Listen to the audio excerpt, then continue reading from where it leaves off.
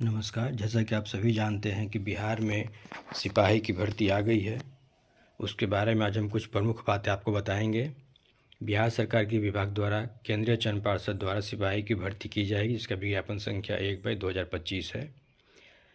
इसमें ऑनलाइन आवेदन पत्र भरने की प्रक्रिया 18 मार्च से शुरू हो चुकी है और यह प्रक्रिया 18 अप्रैल तक चलेगी। यानी कि 18 मार्च से आप अप्लाई करना शुरू कर देंगे। लिंक एक्टिवेट हो गई है और 18 अप्रैल तक आप अप्लाई कर सकते हैं। अब हम इसमें रिक्तियों की बात करेंगे तो बिहार पुलिस एवं बिहार विशेष सशस्त्र पुलिस में सिपाही के रिक्त पदों, जिसका कि वेतनमान लेवल 3 है, यानी कि 21,700 से लेके 69,100 रुपये आपको इसका लेवल 3 में रखा गया है, जिसकी संख्या है 19,838। यानी कि जो वैकेंसी है वो 19,838 है। बहुत बड़ी मात्रा वैकेंसी है, जिसमें कि आप लोग अप्लाई करें तो ज़रूर सफल होंगे। आरक्षण कोटि की अगर हम बात कर लें तो गैर आरक्षित के लिए पदों की संख्या 7,935 है, जिसमें कि महिलाओं के लिए 2,777 सीट रिजर्व है। EWS में 1,983 पदें हैं, जबकि महिलाओं के लिए 694 पदें हैं। अनुसूचित जाति की अगर बात करें तो 3,174 हैं, महिलाओं के लिए 1,111 पदें हैं। अनुसूचित जनजाति 199 पद हैं और 70 महिलाओं के लिए इसमें रिजर्व हैं। अत्यंत पिछड़ा वर्ग 3,571 सीटें हैं और महिलाओं के लिए 1,250। पिछड़ा वर्ग 2,381 पद है, महिलाओं के लिए 815 पदें हैं। पिछड़े वर्ग की महिलाओं के लिए 595 पद हैं। टोटल जो पद हैं 19,838 पदों की संख्या है, जिसमें महिलाएं 6,717 सीट रिजर्व है। अब इसमें दे रहा है कि लिखित परीक्षा के पूर्व अधियाचित प्राधिकार के प्राप्त नई अधियाचना को भी शामिल किया जा सकता है। ये हमारे आपके बस काम की बात नहीं है। तीसरा है, उपयुक्त प्रतियोगिता परीक्षा के लिए सुयोग्य भारतीय नागरिकों से ऑनलाइन आवेदन पत्र आमंत्रित किए जाते हैं। ऑनलाइन आवेदन पत्र भरने हेतु विस्तृत आवश्यक निर्देश हम आपको बता ही रहे हैं, या आप इसकी जो वेबसाइट है cbc.bihar.government.in पर देख सकते हैं। अब हम सिपाही के पद पर आवेदन हेतु पात्रता की बात कर लें कि आपका मापदंड क्या क्या रखा गया है। तो इसमें जो गैर आरक्षित पिछड़ा वर्ग और पुरुष के अभ्यर्थी हैं उनके लिए ऊंचाई 165 सेंटीमीटर होनी चाहिए। सीना बिना फुलाए 81 सेंटीमीटर और फुला के 86 सेंटीमीटर होना चाहिए। अत्यंत पिछड़ा वर्ग के पुरुष अभ्यर्थियों के लिए 160 सेंटीमीटर ऊंचाई होनी चाहिए और सीना बिना फुलाए 81, फुला के 86 सेंटीमीटर होना चाहिए। अनुसूचित जाति एवं अनुसूचित जनजाति के पुरुष अभ्यर्थियों के लिए ऊंचाई 160 सेंटीमीटर, सीना बिना फुलाए 79 सेंटीमीटर और फुलाकर 84 सेंटीमीटर। सभी वर्ग की महिलाओं के लिए जो ऊंचाई है 155 सेंटीमीटर होनी चाहिए। सीना फुलाना नहीं फुलाना उनके लागू नहीं है। फुलाने के बाद सीना की मापी में कम से कम 5 सेंटीमीटर का अंतर होना चाहिए।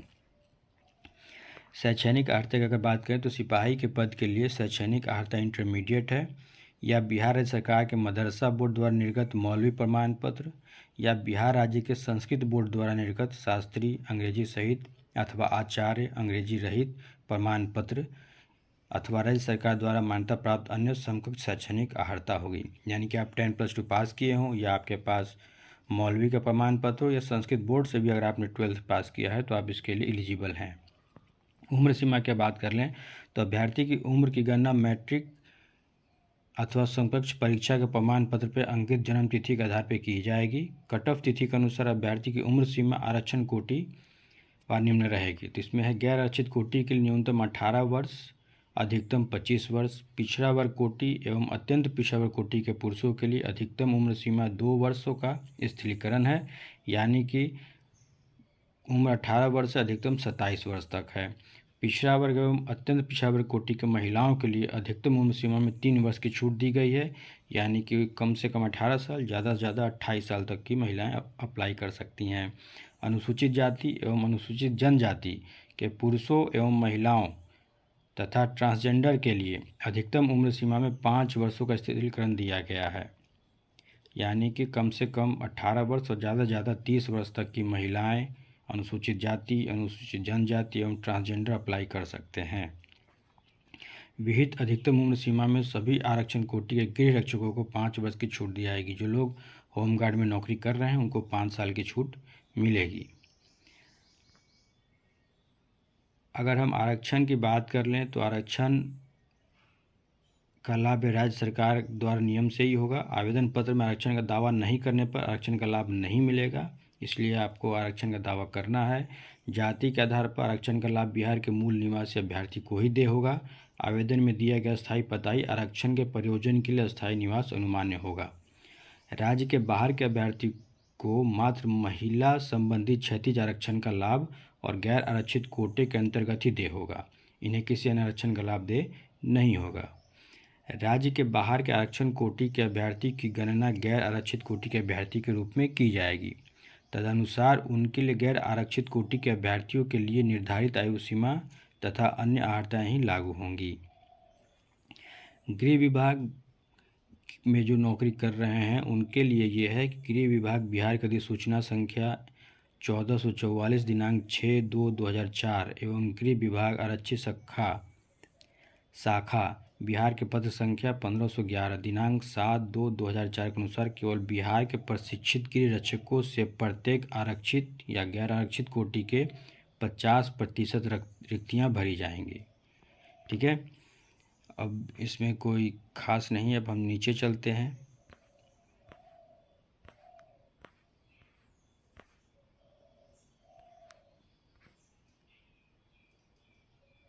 यहाँ एक की बात है, आरक्षित कोटि के अभ्यर्थी अपनी जाति का अनुरूप पूर्ण रूप से संतुष्ट होने के पश्चात ही आरक्षण का कोटि अंकन ऑनलाइन आवेदन के संबंध कॉलम में करेंगे। ऑनलाइन आवेदन भरते समय उनके पास आरक्षण कोटि के अनुरूप सक्षम प्राधिकार के निर्गत प्रमाण पत्र उपलब्ध होना अनिवार्य है। किसी प्रकार की त्रुटि होने पर आरक्षण का दावा मान्य नहीं होगा, ये तो आप जानते हैं। अब हम चयन के लिए परीक्षा संरचना की बात करते हैं तो जिला पुलिस, बिहार विशेष सशस्त्र पुलिस की रिक्तियों के लिए चयन भर्ती की प्रक्रिया एक साथ होगी। अभ्यर्थी आवेदन में अपनी प्राथमिकता अंकित करेंगे। नियुक्ति हेतु चयनित होने पर मेगा क्रमानुसार इनके द्वारा दी गई प्राथमिकता पर पार्षद द्वारा विचार किया जाएगा। चयन की प्रक्रिया निम्न होगी। पहला चरण है लिखित परीक्षा। आवेदन पत्र के संग्रहण के उपरांत आवेदन पत्रों की समीक्षा की जाएगी एवं जिन अभ्यर्थियों के आवेदन पत्र सही पाए जाएंगे उनके लिए लिखित परीक्षा का आयोजन किया जाएगा। विज्ञापन के लिए प्राप्त आवेदन की संख्या के आधार पर एक से अधिक पालियों में परीक्षा आयोजित की जा सकती है।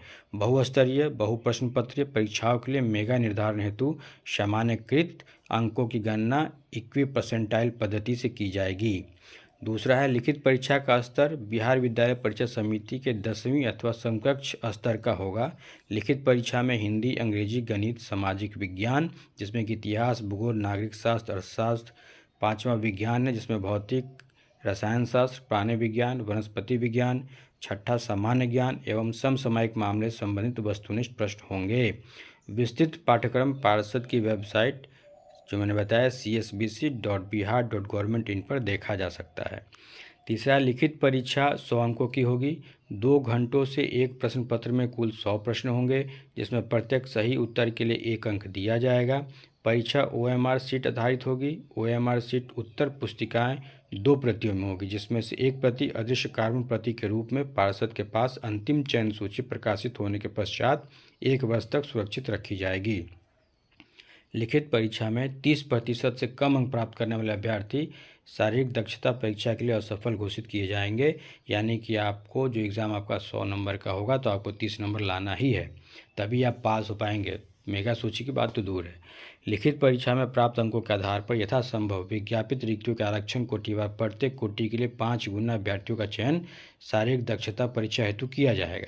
शारीरिक जांच हेतु योग्य अभ्यर्थियों की पर्याप्त संख्या में अनुपलब्धता की दशा में अभ्यर्थी का अनुपात उपयुक्त रूप से केंद्रीय चयन पार्षद द्वारा कम किया जा सकता है। कोटिवार समान कट ऑफ अंक प्राप्त करने वाले सभी अभ्यर्थियों का चयन अगले चरण शारीरिक दक्षता परीक्षा के लिए किया जाएगा। लिखित परीक्षा अंतिम मेगा सूची का आधार नहीं होगी। लिखित परीक्षा केवल शारीरिक दक्षता परीक्षा के लिए क्वालिफाइंग माना जाएगा। दूसरा है शारीरिक दक्षता परीक्षा। लिखित परीक्षा के आधार पर पात्र उम्मीदवारों को निर्धारित अनुपात में शारीरिक दक्षता परीक्षा के लिए बुलाया जाएगा। अभ्यर्थियों को शारीरिक दक्षता परीक्षा में सम्मिलित होना एवं इसमें सफल होना अनिवार्य होगा। शारीरिक दक्षता के न्यूनतम निर्धारित मानदंड में कोई छूट नहीं होगी। महिला अभ्यर्थियों को शारीरिक दक्षता परीक्षा के समय गर्भवती न होने का घोषणा पत्र देना अनिवार्य होगा। गर्भवती महिलाओं को शारीरिक दक्षता परीक्षा में भाग लेने की अनुमति नहीं होगी। सिपाही के पद पर नियुक्ति हेतु चयन के लिए अंतिम मेगा सूची शारीरिक दक्षता परीक्षा के अधीन 3 स्पर्धाओं यथा दौड़, ऊंची कूद तथा गोला फेंक में अभ्यर्थी द्वारा प्राप्त कुल अंकों के आधार पर तैयार की जाएगी। इन तीनों स्पर्धाओं में अभ्यर्थी को अलग अलग सफल होना आवश्यक होगा, यानी कि आपको एग्ज़ाम में केवल पास होना ज़रूरी है। पास होने के बाद आपकी शारीरिक दक्षता होगी, जिसमें आप जितना अंक लाएंगे उस अंक पर मेगा सूची का निर्धारण किया जाएगा। शारीरिक दक्षता परीक्षा कुल 100 अंकों की होगी। ऊंचाई एवं सीना वजन की माप की जाएगी। इसके लिए कोई अंक देय नहीं होगा, परंतु विहित अर्हताएं पूरी नहीं करने वाले अभ्यर्थी असफल घोषित किए जाएंगे। हम देखते हैं कि किस में कितना नंबर आपको मिलेगा। तो दौड़ जो है वो 50 नंबर का है। सभी कोटि के पुरुषों के लिए 1 मील आपको दौड़ना है 6 मिनट में। अगर आप 5 मिनट से कम में आते हैं तो 50 अंक मिलते हैं। 5 मिनट से 5 मिनट 20 सेकेंड तक के बीच में आते हैं तो 40 अंक। 5 मिनट 20 सेकेंड से अधिक और 5 मिनट 40 सेकेंड तक आते हैं तो 30 अंक। 5 मिनट 40 सेकेंड और अधिक एवं 6 मिनट तक आते हैं तो 20 अंक। 6 मिनट से अधिक समय लेने वाले पुरुष को अभ्यर्थी को असफल घोषित किया जाएगा। सभी कोटि की महिलाओं के लिए 4 मिनट से कम आने में उनको 1 किलोमीटर मात्र दौड़ना है 5 मिनट में। अगर 4 मिनट से कम में आती हैं तो 50 मिनट। 4 मिनट से 4 मिनट 20 सेकेंड तक आती हैं तो 40 मिनट। 4 मिनट 20 सेकेंड से अधिक एवं 4 मिनट 40 सेकेंड तक आती हैं तो 30 अंक। 4 मिनट 40 सेकेंड से अधिक एवं 5 मिनट तक आती हैं तो 20 अंक। 5 मिनट से अधिक समय लेने वाली महिलाओं को असफल घोषित किया जाएगा। गोला फेंकने का 25 अंक है। पुरुषों को 16 पाउंड का गोला फेंकना होगा। अगर वो 16 से 17 फीट फेंकता है तो 9 अंक। 17 से ज़्यादा 18 फीट तक फेंकता है तो 13 अंक। 19 फीट फेंकता है तो 17 अंक। 20 फीट फेंकता है तो 21 अंक। और 20 फीट से थोड़ा भी ज़्यादा फेंक देगा तो उसको 25 अंक मिल जाएंगे, यानी कि 4 अंक एक्स्ट्रा मिल जाएगा। इसलिए गोला फेंकने पे आप लोग को मेहनत करने की ज़रूरत है। सभी कोटि की महिलाओं के लिए 12 पाउंड का गोला होगा जो उन्हें 12 फीट फेंकना होगा। अगर वो 12 से 13 फीट फेंकती है तो 9 अंक। 14 फीट फेंकती है तो 13। 15 फीट फेंकती है तो 17। 16 फीट फेंकती है तो 21 और 16 फीट से ज़्यादा फेंकती है तो 25 अंक मिलेंगे। आप इसको नोट करेंगे। इसमें थोड़ा सा समझने वाली बात है कि अगर आप 13 फीट फेंकते हैं तो 9 अंक मिलते हैं, और अगर आप 13 फीट 1 इंच भी फेंक देते हैं तो आपको 13 अंक मिल जाएंगे। इसलिए पूरा जोर लगा के प्रयास करें। ऊंची कूद अधिकतम 25 अंकों की होगी। सभी कोटि के पुरुषों के लिए 4 फीट 13 अंक, 4 फीट 4 इंच 17 अंक, 4 फीट 8 इंच 21 अंक, और अगर 5 फीट आप ऊंची कूद लेते हैं तो 25 अंक आपको मिलेगा। 4 फीट से कम कूदने वाले को असफल घोषित कर दिया जाएगा। महिलाओं के लिए 3 फीट ऊंचाई है। 3 फीट पे 13 अंक है। 3 फीट 4 इंच पे 17 अंक। 3 फीट 8 इंच पे 21 अंक। 4 फीट पे 25 अंक आपको मिलेंगे। 3 फीट से नीचे कूदेंगी आप तो असफल घोषित हो जाएंगी। नियत समय पुरुषों के लिए 6 मिनट एवं महिलाओं के लिए 5 मिनट में दौड़ पूरी करने वाले अभ्यर्थी को गोला फेंकने या ऊंची कूद में शामिल होना दिया जाएगा, अन्यथा शामिल नहीं होने दिया जाएगा। इसलिए दौड़ पर विशेष ध्यान देने की आवश्यकता है। ऐसे अभ्यर्थी को अन्य स्पर्धाओं में सम्मिलित होने का अवसर प्रदान नहीं किया जाएगा। अभ्यर्थी को सभी स्पर्धाओं में अलग अलग सफल होना होगा। मात्र गोला फेंक और ऊंची कूद में अधिकतम 3 मौका दिया जाएगा। तीसरा चरण होगा दस्तावेज सत्यापन का, जिसमें शारीरिक दक्षता परीक्षा में सफल अभ्यर्थी को शैक्षणिक अर्हता, उम्र एवं आरक्षण दावों आदि से संबंधित दस्तावेज का सत्यापन पार्षद द्वारा किया जाएगा। दस्तावेज सत्यापन का कार्य यथासंभव शारीरिक दक्षता परीक्षा के दिन ही किया जाएगा या आवश्यकता अनुसार इसके लिए अलग से तिथि निर्धारित की जाएगी। आप अपना डॉक्यूमेंट लेकिन जिस दिन शारीरिक दक्षता होगी उसके पहले कंप्लीट कर लेंगे। उस दिन अभ्यर्थी को निर्दिष्ट समय एवं स्थान पर सभी मूल प्रमाण पत्रों तथा उनके एक स्व प्रमाणित छायाप्रति के साथ उपस्थित होना होगा। इसके लिए कोई दूसरा अवसर नहीं दिया जाएगा। और न ही अवधि विस्तार का अनुरोध मान्य होगा। निर्धारित तिथि को वांछित दस्तावेज प्रस्तुत न करने पर परिषद अभ्यर्थी की अर्हता एवं आरक्षण आदि के दावों के संबंध में तदनुरूप निर्णय लेने के लिए स्वतंत्र होगा। अभ्यर्थी विज्ञापन के कंडिका 4 का अध्ययन भली भांति कर लेंगे एवं आश्वस्त हो लेंगे कि उनके पास आवेदन भरते समय शैक्षणिक अर्हता एवं आरक्षण संबंधित सभी दस्तावेज, विहित प्रपत्र एवं सक्षम प्राधिकारी द्वारा निर्धारित कालावधि कट ऑफ तिथि के अनुसार मूल में उपलब्ध हैं। जो मैंने आपको शुरू में बताया कि आपकी ऊंचाई क्या होनी चाहिए और सीना फुलाए और बिना फुलाए क्या होना चाहिए। दस्तावेज सत्यापन के लिए अभ्यर्थी को निम्नलिखित प्रमाण पत्र सत्यापन हेतु प्रस्तुत करने होंगे। इसको आप ध्यान से इसका स्क्रीनशॉट ले लीजिए। वैध फोटोयुक्त पहचान पत्र जैसे आधार कार्ड, ड्राइविंग लाइसेंस, मतदाता पहचान पत्र, जन्म तिथि प्रमाण पत्र, मैट्रिक या समकक्ष सर्टिफिकेट में एवं अंक प्रमाण पत्र की मूल प्रति, इंटरमीडिएट या समकक्ष परीक्षा उत्तीर्णता प्रमाण पत्र, इंटरमीडिएट या समकक्ष परीक्षा का अंक पत्र, अनुसूचित जाति, अनुसूचित जनजाति, आरक्षण वर्ग के अभ्यर्थियों के लिए सक्षम प्राधिकार द्वारा निर्गत जाति प्रमाण पत्र एवं अस्थायी आवास प्रमाण पत्र, पिछड़ा वर्ग BC एवं अत्यंत पिछड़ा वर्ग EBC का आरक्षण वर्ग के अभ्यर्थियों के लिए सक्षम प्राधिकार द्वारा निर्गत जाति प्रमाण पत्र एवं अस्थायी आवास प्रमाण पत्र एवं सक्षम प्राधिकार द्वारा निर्गत क्रीमी लेयर रहित प्रमाण पत्र नॉन क्रीमी लेयर सर्टिफिकेट एवं विगत 1 वर्ष से पूर्व का निर्गत क्रीमी लेयर रहित प्रमाण पत्र होने पर सामान्य प्रशासन विभाग बिहार सरकार के परिपत्र संख्या 15,440 दिनांक 5/2017 के अनुसार विहित प्रपत्र फॉर्म में घोषणा पत्र भी संलग्न करना अनिवार्य होगा। अगर आपका 1 साल पुराना है तो या आप नया बनवा लें। स्वतंत्रता सेनानी के अगर आप हैं तो जिला पदाधिकारी प्राधिकृत पदाधिकारी के हस्ताक्षर से निर्गत भूतपूर्व स्वतंत्रता सेनानी के पोता पोती नाती नातिन होने का प्रमाण पत्र, स्वतंत्रता सेनानी के उत्तराधिकारी होने का परिचय पत्र मान्य नहीं होगा एवं अस्थायी आवास प्रमाण पत्र आपको देना होगा।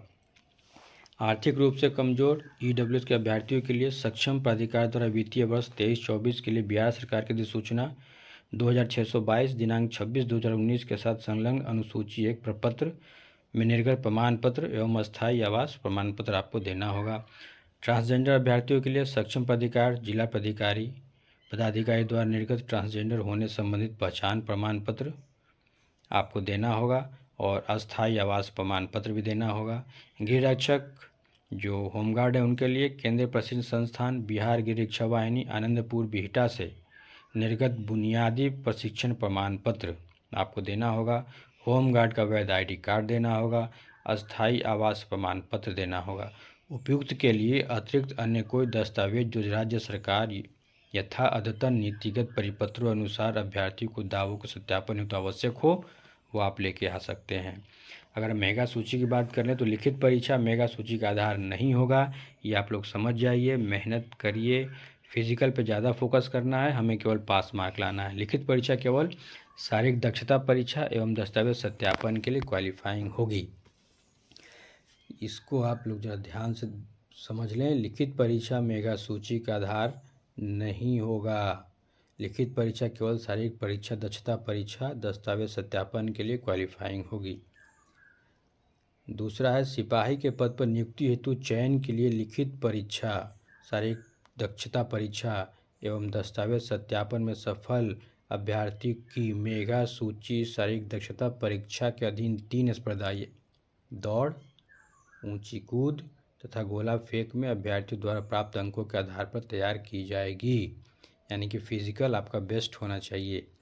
शारीरिक दक्षता परीक्षा में 2 या अधिक अभ्यर्थियों के समान अंक प्राप्त होने की दशा में मेगा सूची में उनके स्थान का अवधरण उनकी जन्म तिथियों के आधार पर एवं समान अंक प्राप्त करने एवं समान जन्म तिथि वाले 2 या अधिक अभ्यर्थी की दशा में उनकी शैक्षणिक अर्हता के आधार पर किया जाएगा। इस प्रकार समान अंक प्राप्त करने वाले अभ्यर्थियों में अधिक उम्र वाले एवं समान प्राप्तांक एवं समान जन्म तिथि वाले अभ्यर्थी की दशा में उच्च शैक्षणिक अर्हता वाले अभ्यर्थियों का स्थान मेगा सूची में उच्चतर रखा जाएगा। उपयुक्त प्रावधानों के अधीन विचारण के बाद भी समानता की दशा में अभ्यर्थी का स्थान मेगा क्रम में उनकी 10वीं बोर्ड के प्रमाण पत्र में यथोलिखित नाम के अंग्रेजी वर्णमाला के क्रम के अनुसार अवधारित किया जाएगा। अंतिम रूप से सफल अभ्यर्थी को सेवा का आवंटन उनके द्वारा आवेदन पत्र में इंगित प्राथमिकता के आधार पर किया जाएगा। नियुक्ति प्राधिकार की अगर हम बात करें तो बिहार पुलिस में जिला बिहार विशेष सशस्त्र पुलिस की वाहिनी में सिपाही पद की नियुक्ति प्राधिकार जिला पुलिस अधीक्षक, वाहिनी समादेष्टा, पुलिस महानिदेशक द्वारा नामित पुलिस अधीक्षक स्तर के पदाधिकारी हैं। चिकित्सीय परीक्षण भी है। नियुक्ति के पूर्व बिहार पुलिस हस्तक 1978 प्रपत्र संख्या 103 के अनुसार सभी चयनित अभ्यर्थियों को चिकित्सीय परीक्षण नियुक्ति प्राधिकार द्वारा कराया जाएगा। आँख, कलर ब्लाइंडनेस, श्रवण शक्ति एवं हकलाहट की भी जांच की जाएगी। नियुक्ति के लिए अभ्यर्थियों का चिकित्सीय परीक्षण में योग्य पाया जाना अनिवार्य है। चिकित्सीय परीक्षण में अयोग्य पाए गए अभ्यर्थियों की नियुक्ति नहीं की जाएगी। मेडिकल फिटनेस बहुत जरूरी है। अभ्यर्थी का चरित्र सत्यापन एवं पहचान। नियुक्ति प्राधिकार द्वारा नियुक्ति के पूर्व सभी चयनित अभ्यर्थियों का चरित्र सत्यापन बिहार पुलिस हस्तक 1978 प्रपत्र संख्या 100 के अनुसार कराया जाएगा। प्रतिकूल प्रतिवेदन प्राप्त होने पर अथवा अभ्यर्थी द्वारा तथ्यों को छुपाए जाने की स्थिति में संबंधित अभ्यर्थी नियुक्ति के लिए अयोग्य घोषित किए जाएंगे। किसी अभ्यर्थी के विरुद्ध न्यायालय में आपराधिक मामला लंबित होना अथवा न्यायालय द्वारा दोष सिद्ध घोषित किए जाने पर उसे नियुक्ति के लिए अयोग्य घोषित किया जाएगा। ये आप लोग को याद रखना है। बात करें आवेदन शुल्क की तो अनुसूचित जाति, अनुसूचित जनजाति, आरक्षण कोटि के अभ्यर्थी, राज्य के मूल निवासी, सभी वर्ग कोटि के महिला अभ्यर्थी, ट्रांसजेंडर अभ्यर्थी सभी के लिए 180 रुपया है। शेष सभी कोटि के अभ्यर्थियों के लिए 675 रुपये आपको ऑनलाइन पे करने होंगे।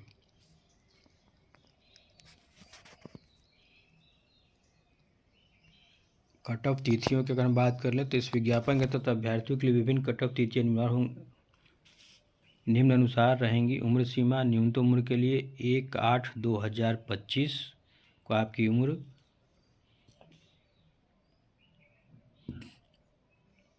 देखी जाएगी। अधिकतम उम्र के लिए बिहार पुलिस एवं बिहार विशेष सशस्त्र पुलिस में सिपाही पद पर नियुक्ति के लिए पिछला विज्ञापन 1/2023 में कट ऑफ तिथि 1/8/2022 होने के कारण सामान्य प्रशासन विभाग, बिहार सरकार तत्कालीन क्रमिक एवं प्रशासनिक सुधार विभाग का पत्र संख्या 3M90/2005 का 212 पटना 15 दिनांक 23/6 के आलोक में दिनांक 1/2023 को आपको देख लेना है। शैक्षणिक अर्हता के लिए 18/4/2025 के पहले आपको 12th पास होना चाहिए। जाति एवं निवास प्रमाण पत्र 18/4/2025 के पहले बना होना चाहिए। क्रीमी लेयर भी 18/4/2025 के पहले बना होना चाहिए क्योंकि 18 अप्रैल ही लास्ट डेट है। आर्थिक रूप से कमजोर वर्ग के सदस्य द्वारा प्रस्तुत किए जाने वाला आय एवं परिसंपत्ति प्रमाण पत्र के लिए वो भी 18/4 के पहले का बना हुआ होना चाहिए। गृह रक्षक अभ्यर्थी के लिए प्रशिक्षण प्रमाण पत्र 18/4 के पहले का, यानी कि आपके पास जो भी सर्टिफिकेट हो वो सारा 18 अप्रैल के पहले बन जाए, यानी कि आप 18 को लास्ट डेट है, आप अप्लाई कर सकें। ऑनलाइन आवेदन पत्र भरने के लिए 18 मार्च से तिथि है जो कि शुरू हो चुकी है और 18 अप्रैल तक चलेगी।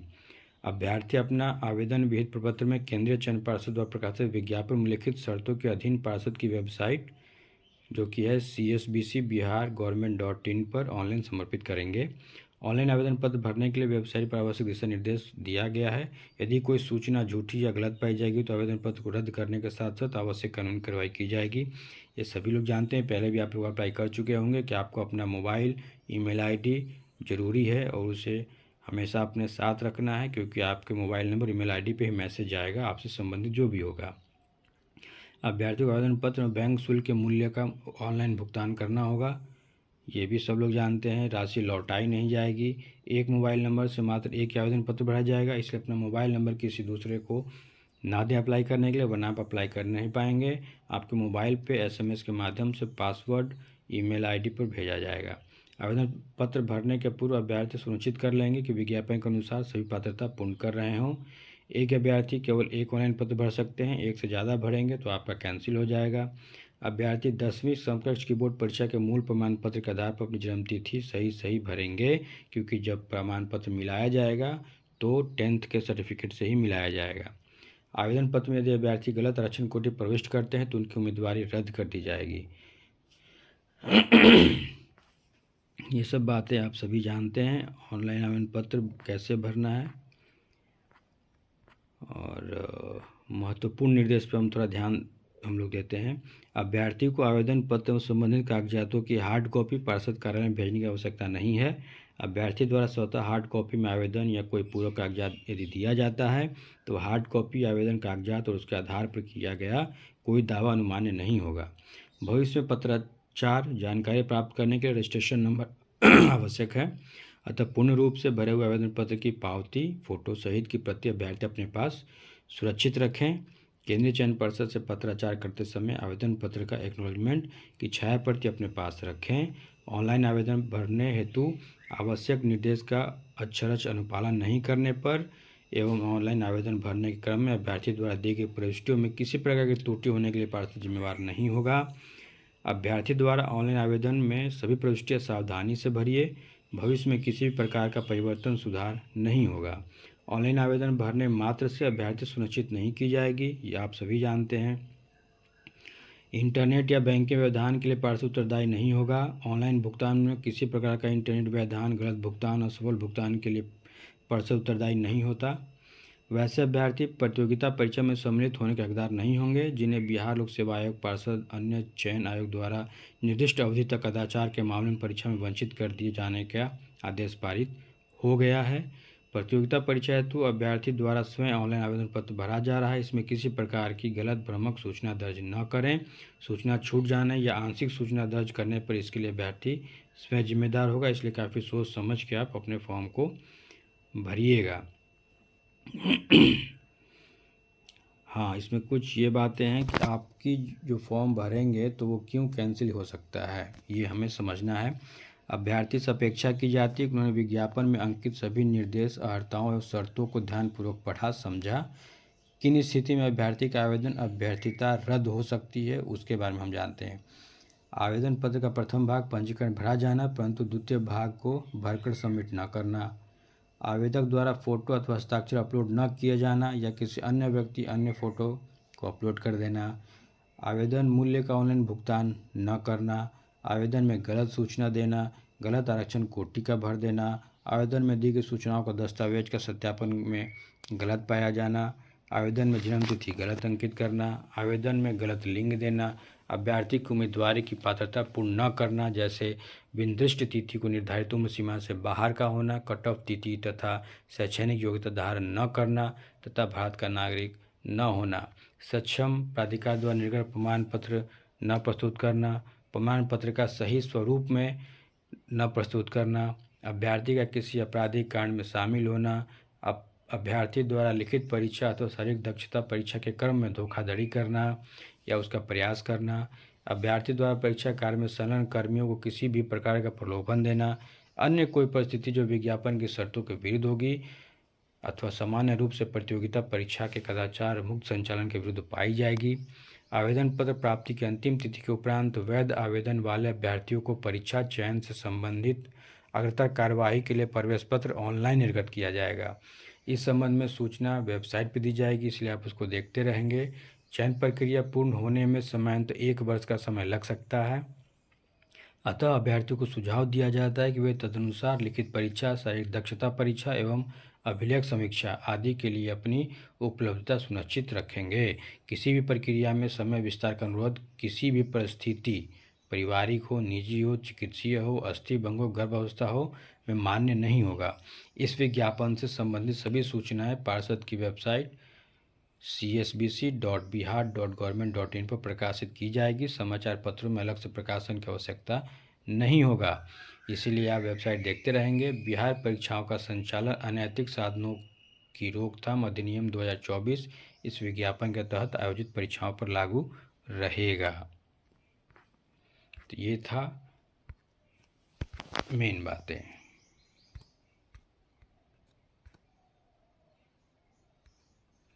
जो आपको ध्यान देना है वो इस पे ध्यान देना है। आपकी जो हाइट है आप इसका स्क्रीनशॉट ले लें। अपनी हाइट को अपने कोटि के अनुसार नाप के निश्चिंत हो जाए, क्योंकि यहाँ कोई समझौता नहीं होगा। फॉर्म जल्द से जल्द भरिए और ज़िंदगी को अपने मुट्ठी में कीजिए। धन्यवाद।